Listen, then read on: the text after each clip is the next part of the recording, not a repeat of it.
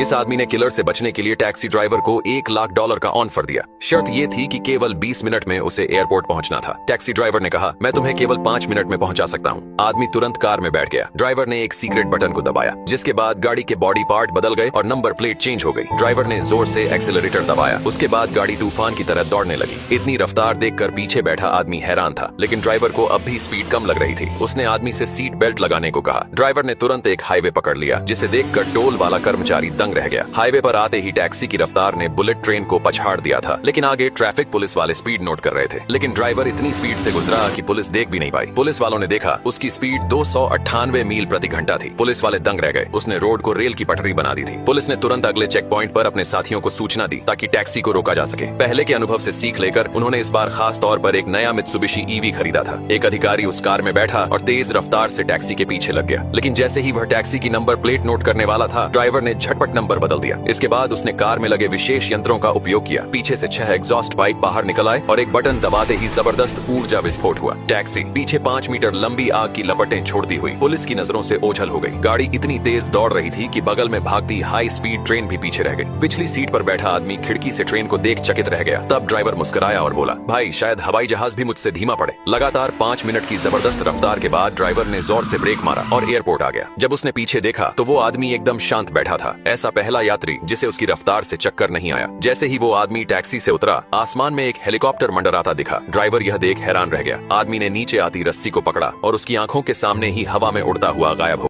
ये एक रहस्यपूर्ण तोता है, जिसके पास एक अनोखी शक्ति है। जब भी वह किसी के ऊपर अपने पंख फड़फड़ाता है, वो इंसान हमेशा के लिए सो जाता है। उसकी आत्मा एक दिव्य और जादुई लोक की ओर यात्रा पर निकल पड़ती है। ये पक्षी सदैव जान लेता है कि किसका समय पूरा हो गया है। वह बिना आहट के उनके पास प्रकट होता है, एक सौम्य साथी की तरह, और आत्मा को अपने संग ले जाता है। एक दिन यह तोता रोजी नाम की एक किशोरी के पास आता है, जो एक असाध्य रोग से संघर्ष कर रही होती है। वह समझ जाती है कि अब उसका अंत समीप है। तोता जैसे ही अपने पंखों को उठाता है, रोजी अचानक मजाक सुना देती है। अचरज की बात यह होती है कि तोता मानो मुस्कुरा उठता है। तभी एक तेज आवाज तोते को चौंका देती है और डर के कारण वह सिकुड़कर गौरैया जितना छोटा हो जाता है। रोजी फुर्ती से उसे अपने हाथों में थाम लेती है और बाथरूम में ले जाकर नल के नीचे उसे साफ करती है। लेकिन अब रोजी का समय सचमुच निकट आ चुका है। जब तोता फिर से अपने पंख उठाता है, वह निवेदन करती है, मुझे बस अपनी माँ से अंतिम बार विदा लेनी है। उसकी दया और साहस देखकर तोता सहमति में सिर हिला देता है। तभी रोजी की माँ कमरे में घबराई हुई आती है। तोता रोजी के कान में छिपा सब सुन रहा होता है। रोजी कुछ कहने ही वाली होती है, लेकिन माँ क्रोधित होकर तोते पर झपट पड़ती है, पर उसके वार व्यर्थ जाते हैं। माँ गिड़गिड़ाती है, बस एक पल की मोहल्लत के लिए। रोजी की करुणा से प्रभावित होकर तोता बाहर निकल जाता है, लेकिन बाग में पहुंचते ही माँ पीछे से आकर उस पर शराब उड़ेल देती है और आग लगा देती है। वह समझती है कि अब यह सब समाप्त हो गया। वह राख को दफनाने की तैयारी करती है, पर तभी वह राख हिलने लगती है। अब माँ अंतिम प्रयास करती है। वह